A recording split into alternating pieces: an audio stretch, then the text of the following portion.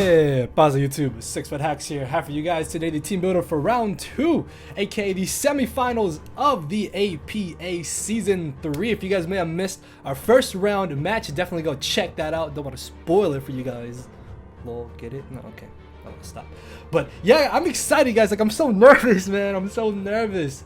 And see, the thing about this match is that when we originally played the opponent that we are playing, aka Mr. Phantom Base coach of the New York Cosmogs, we won because he choked, basically.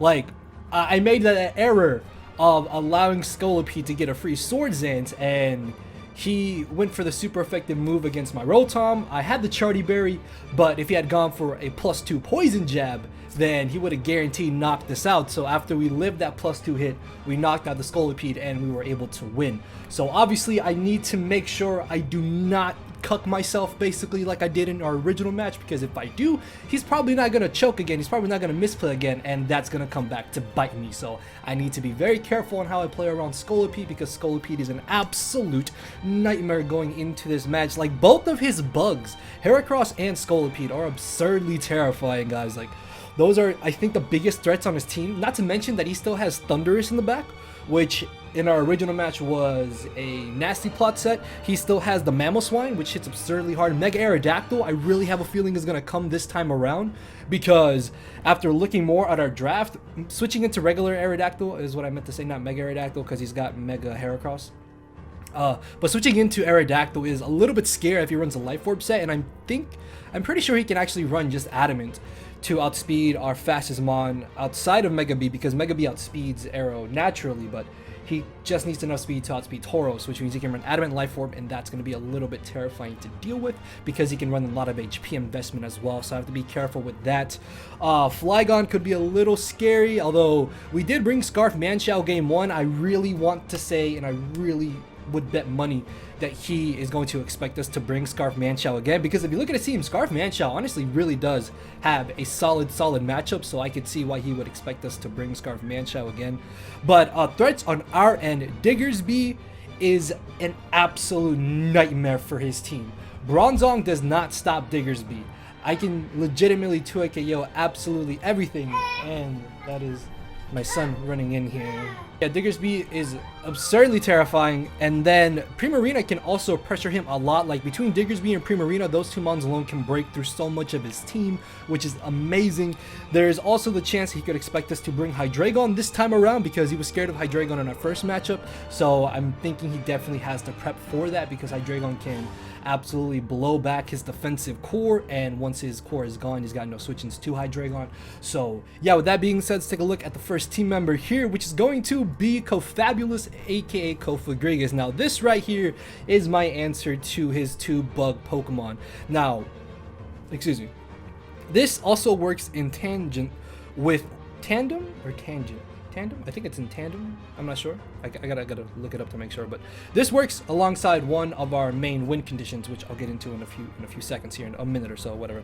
But this can guarantee live +2 Scolipede. Basically anything from +2 Scolipede, even if it's Adamant, Life Orbed, I can live absolutely anything as long as I'm above 50% HP. So obviously I do have to be careful with my Cofagrigus and how I play it. The only downside is that I also need this to switch into the Mega Heracross, which Mega Heracross is terrifying, because that thing is going to be hitting me extremely hard. It can put me down very low, but that's where Pain Split sort of comes in handy there, along with the Colbur Berry, because originally I wanted to have something like a Durganium C or Ghostium Z, so he wouldn't be able to knock me off, but I think with the Colbur Berry, it's probably going to be better in the long run of the match here. Psychic does have a decent chance to 2 KO Mega Heracross after Stealth Rock's damage, and depending on how much HP investment he is exactly running. My biggest fear going into this match is that he himself tries to bring Trick Room with Heracross. However, though, he should expect me to bring Cofagrigus. I think Cofagrigus has a really good matchup in this game, so because he will see that he can't break through that, he may not go down the Trick Room route, and that's what I'm kind of hoping in this scenario. But between Psychic and Shadow Ball, we hit everything except for the Umbreon, which is a little bad, but it's not that big of an issue. Like Umbreon in general is kind of a nuisance, but we should be able to play around it depending on if he brings the exact same set as before or not. So yeah, this is basically here to switch into his bug types. This can also help check the Mamoswine or the Aerodactyl if for some reason he doesn't bring double bug or he just doesn't bring a single bug at all.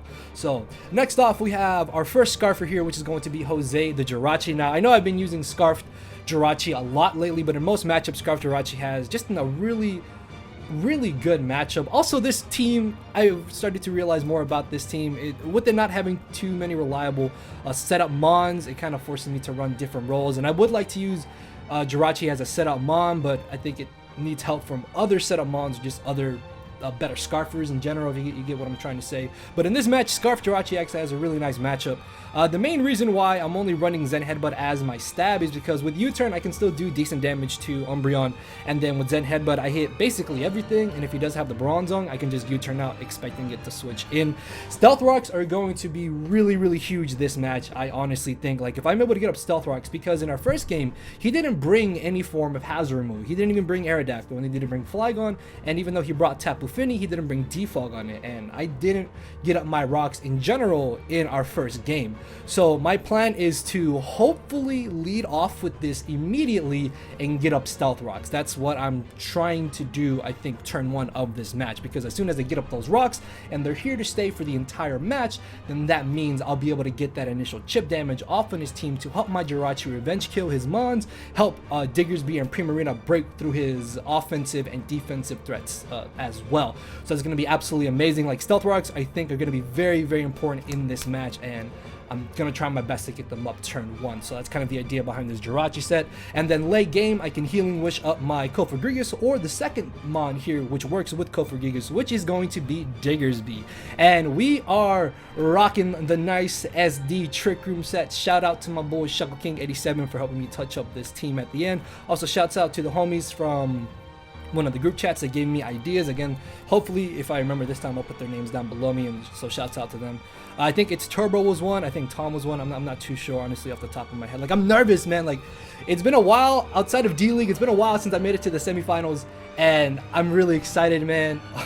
I want to win. I really want to make it to the finals, and hopefully we can win another championship. But between Return, Knockoff, and Quick Attack, everything just kind of dies. Like Knockoff murders Bronzong, and then I just click Return against everything else. Not even Aerodactyl is going to appreciate taking a Return. And the great thing about this set is that if I do get this in on Trick Room with an SD up, once my Trick Room goes down, I'm gonna still be able to go for +2 Adamant Life Orb Stab Quick Attacks. I do ridiculous damage to Thundurus, Scolipede, Flygon, and Mamoswine, as well as even the Zangoose and the Aerodactyl. If I get the +2, I think there's actually a good chance that we can just straight Oko them after rocks damage, which is absurd if you really think about it. Like Diggersby is such a huge threat to his team in this game, guys. You don't understand just how much work Diggersby can actually do in this match, and thanks to the bulk investment, if it comes down to it, I can still tank a hit from the Scolipede potentially, depending on what he goes for. I eat Gyro Balls for days from the Bronzong. I can tank Ice Shards. I can live a hit from Flygon depending on what he goes for. Same thing for Aerodactyl. Umbreon only does about 30 to 40-ish% with the foul play, so I can 2-hit KO him potentially before he 2-hit KOs me. So that's going to be absolutely huge as well. And Diggersby is our main kind of like win condition. At the same time though, it can just break through his team. And if I am able to SD late game and I've weakened his walls enough, this just clicks Quick Attack and everything just dies. So next off, we have Mama, aka Rotom Heat, more or less running the same set as our original game. I think the only difference is that I had Will-O-Wisp and Pain Split as my final moves. I think that's the only difference I can think of. But we're still rocking the Charty Berry, mainly for the Mamoswine. If he brings the same Mamoswine as before, then he's probably going to be running Adamant, which is nice, so we're going to be able to outspeed that regardless. We have some nice bulk here to be able to still tank a non-boosted hit from the Scolipede potentially. We can also take a Stone Edge from the Flygon and Hidden Power Ice it back. Toxic is really only for the Umbreon, and in game number 1, he brought Inner Focus for Jirachi.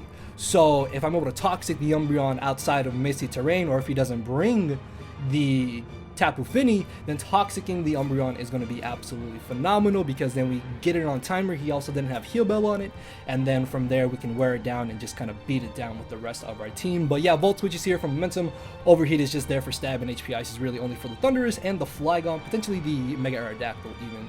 So next off, speaking of Thundurus, we have one of our main checks to it in the form of Tangrowth. This set has not changed. This is literally the same Tangrowth as our original matchup here, because it's a pretty good answer to that Thundurus. Rock Tomb is going to be nice to lower the speed. Knockoff is there to get rid of leftovers, maybe Cobra Berries, or just any type of berries in general. HP Ice is really only for the Flygon, because part of me feels like he may bring Flygon, and I would rather be safe than sorry. And like, originally I had Hidden Power Flying, but I think HP Ice ultimately will be better in the long run, if I'm being honest with you guys. So it's really nice. And then Energy Ball is kind of here just to be able to spam against the Tapu Fini and anything except the Scolipede. So yeah, next off we have Primarina here, our second Scarfer of choice, because Scarf Primarina can honestly revenge kill so much of his team. And from 252 down to 132, I think the damage output difference is about 4% damage, but even then, that shouldn't be entirely too crucial,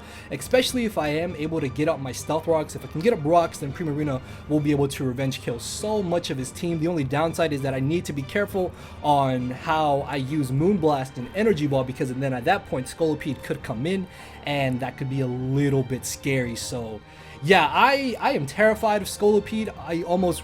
I am praying he doesn't bring it, honestly, if he doesn't bring it, mainly because of my Kofagrigus. Like at +2, he can't break through Kofagrigus, so I'm really hoping that he's not going to be attempted to bring Scolipede. But if he does bring Scolipede, I need to be careful on how I use Moonblast and I use my Energy Ball. But yeah, guys, that is going to be our team. I should be playing Phantom Base right after this, so hopefully we can pull out another W and we can make it to the finals against either my boy Kyle A or Jacob, as always, the reigning champion from last season. So with that being said, hit that thumbs up button down below, guys. Let me know what you think about our team and our squad in the comment section, and I will see you all tomorrow with the actual battle. So later, everybody. No matter where you're at, I'm not here to make friends, it's time to attack and deplete your HP with a final smash. Don't make me turn around and pull a 6-foot hacks. 6 foot hacks, yeah. 6 foot hacks, yeah. 6 foot hacks.